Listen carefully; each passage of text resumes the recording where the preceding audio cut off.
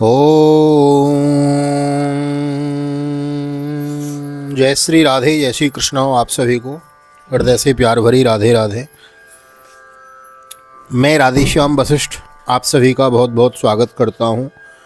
आप ही की भक्ति मैं यूट्यूब चैनल VKVPS परिवार श्री धाम वृंदावन और ले चलता हूं। आज मैं आपको रामचरितमानस की शरण में, बाबा तुलसीदास जी की शरण में रामचरितमानस का बड़ा सुंदर एक प्रसंग है। गरुण जी और काकभूषुंडी जी के बीच में 7 प्रकार के प्रश्न और उत्तर हुए हैं।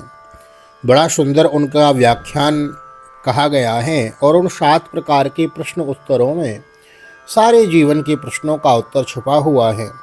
तो आइए आज हम रामचरितमानस की शरण में चलेंगे। बाबा तुलसीदास जी की लिखी रचित रामचरितमानस, आज उसकी हम काकभूषुंडी और गरुण जी के बड़े सुंदर संवाद को हम श्रवण करेंगे। VKVPS परिवार चैनल पर पहली बार आए हैं तो हमारे चैनल को सब्सक्राइब कर लेवें, बेल आइकन को भी प्रेस कर देवें। और आइए ले चलता हूँ आज की पावन कथा प्रसंग में गरुण जी और काकभूषुंडी जी के 7 प्रश्न तथा उत्तर।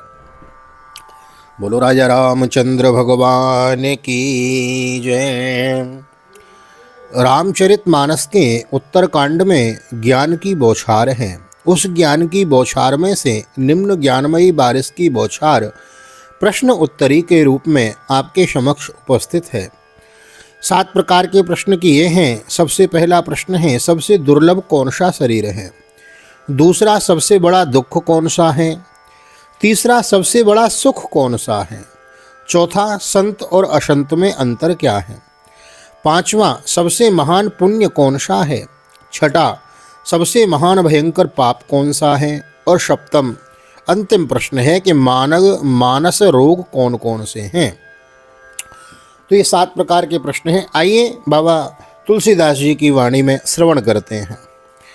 मंगल भवन मंगल हारी, द्रवहुषु दशरथ वज्र विहारी। पुनिश प्रेम बोले ओ खगराओ, जो कृपाल मोहि ऊपर भाओ। नाथ मोहि निज सेवक जानी, सप्त प्रश्न मम कहूँ बखानी। पक्षीराज गरुण जी फिर प्रेम सहित बोले, हे कृपालु, यदि मुझ पर आपका प्रेम है तो हे नाथ, मुझे अपना सेवक जानकर मेरे इन 7 प्रश्नों के उत्तर बखान कर कहिए। प्रथम ही कहो नाथ मति धीरा, सब ते दुर्लभ कवन शरीरा। बड़ दुख कवन कवन सुख भारी, सो संक्षेप ही कहूँ विचारी। हे नाथ, हे धीर बुद्धि, पहले तो यह बताइए कि सबसे दुर्लभ कौन सा शरीर है, फिर सबसे बड़ा दुख कौन सा है और सबसे बड़ा सुख कौन सा है, यह भी विचार कर संक्षेप में ही कहिए। संत असंत मरम तुम जानहु, तिन कर सहज स्वभाव बखानहु।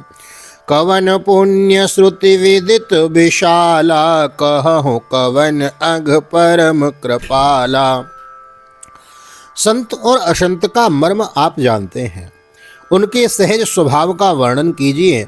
फिर कहिए कि श्रुतियों में प्रसिद्ध सबसे महान पुण्य कौन सा है और सबसे महान भयंकर पाप कौन सा है। मानस रोग कहूँ समुझाई, तुम सर्वज्ञ कृपा अधिकाई।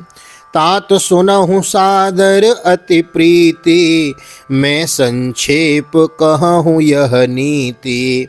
फिर मानस रोगों को समझाकर कहिए, आप सर्वज्ञ हैं और मुझ पर आपकी कृपा भी बहुत है।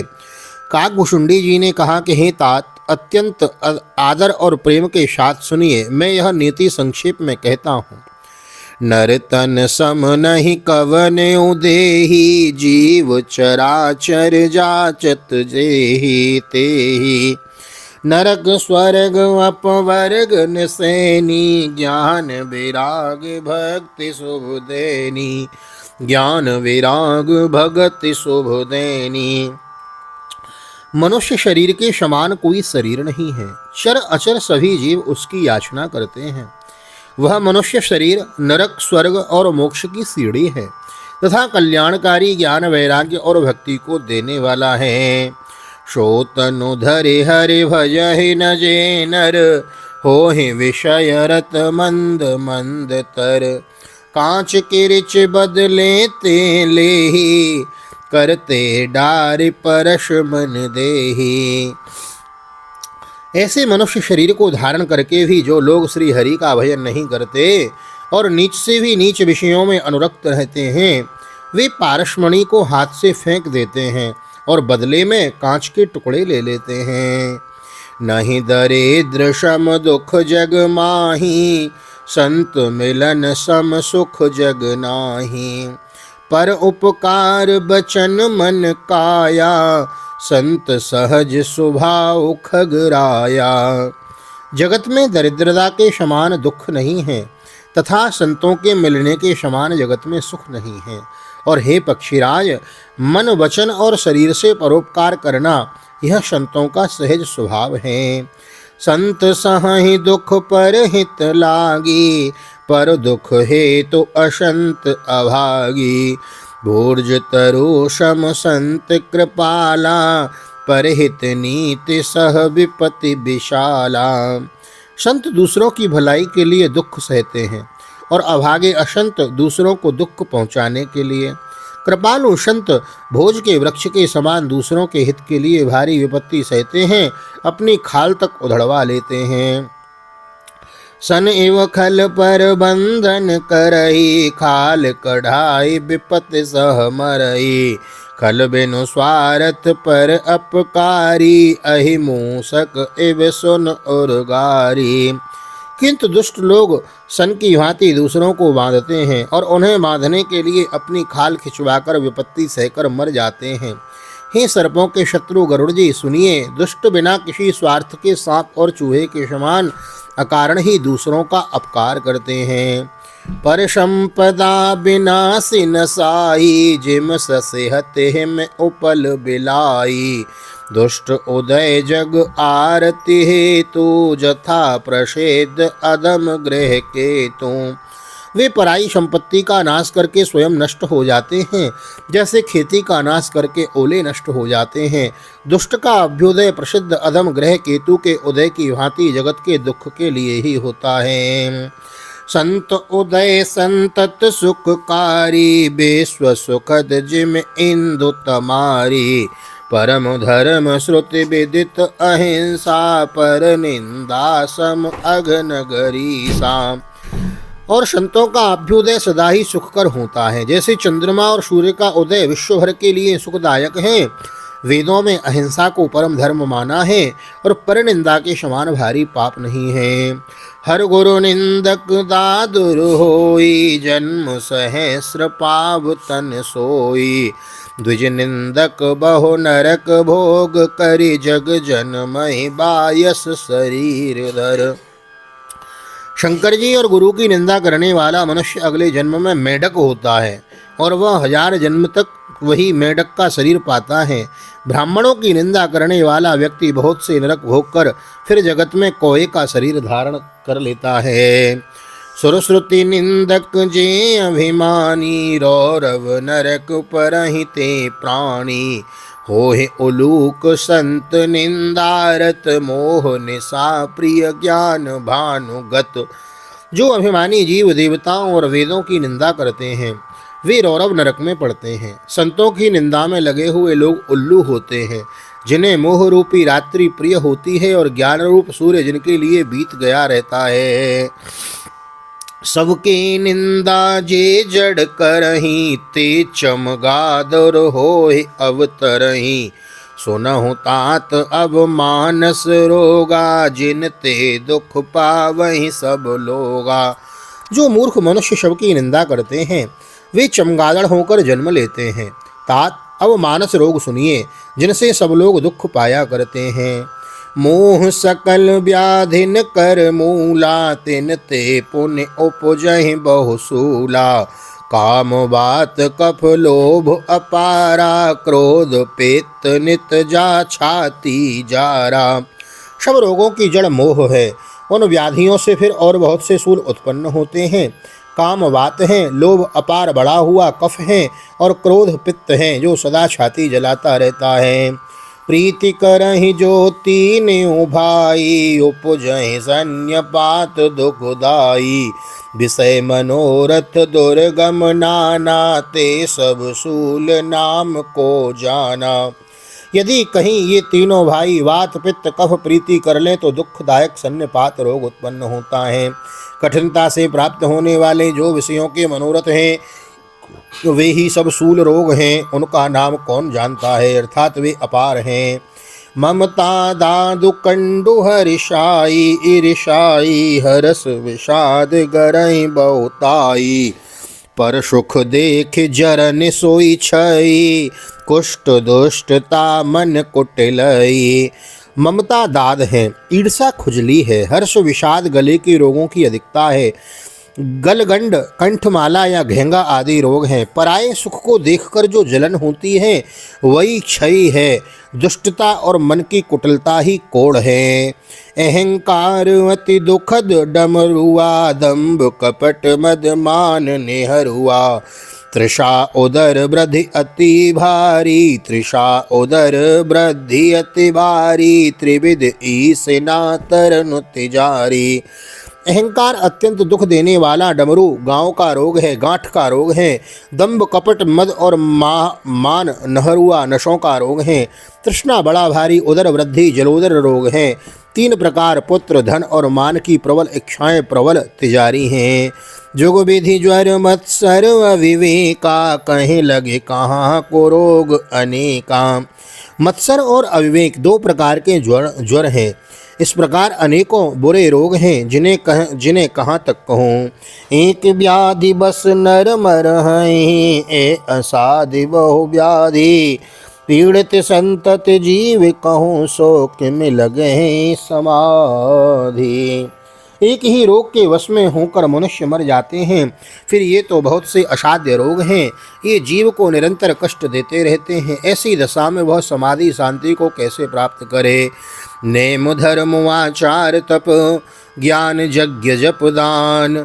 भेषज पुण्य कोटिन नहीं, रोग जाए हरि जान। नियम धर्म आचार उत्तम आचरण तप ज्ञान यज्ञ जप दान तथा और भी करोड़ों औषधियाँ हैं, परंतु हे गरुण जी उनसे यह रोग नहीं जाते हैं। यही विधि सकल जीव जग रोगी, शोक हरस भय प्रीति वियोगी। मानस रोग कछुक में गाए, हैं सबके लख बिरले न पाए।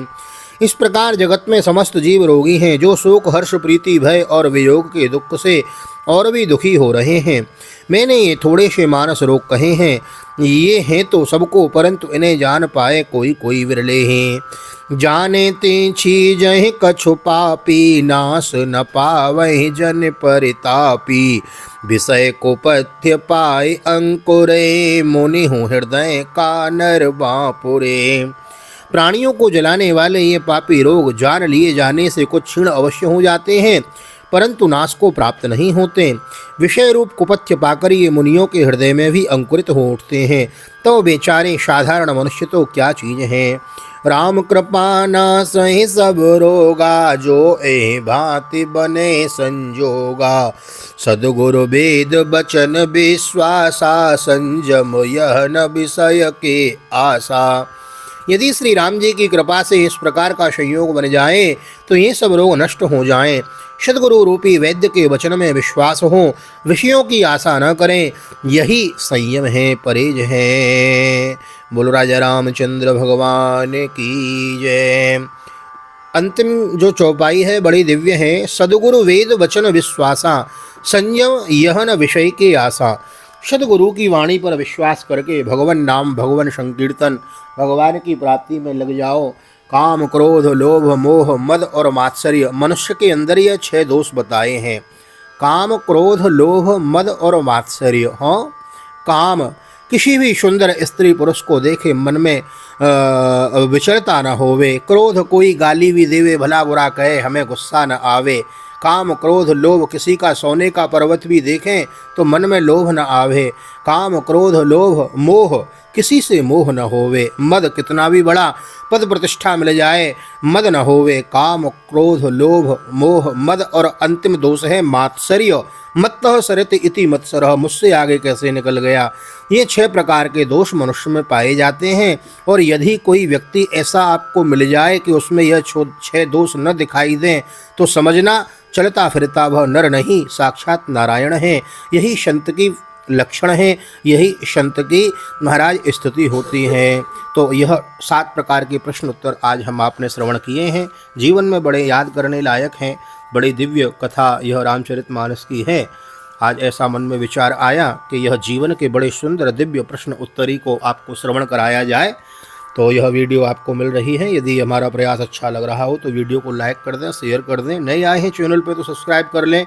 ऐसी ही सुंदर सुंदर आध्यात्म जगत की सुंदर सुंदर कथा जो हमारे जीवन में परिवर्तन ला सकती हैं, सुनने के लिए, वृंदावन से जुड़े रहने के लिए हमारे चैनल को सब्सक्राइब जरूर करें। यूट्यूब पर देख रहे हैं तो चैनल को सब्सक्राइब करें और यदि फेसबुक के माध्यम से देख रहे हैं तो हमारे पेज को फॉलो कर लें। मिलते हैं ऐसी ही सुंदर अगली वीडियो में। श्रीमद् भागवत कथा की मूल कथा की वीडियो भी हम श्रवण कर रहे हैं, उसे मिस न करें।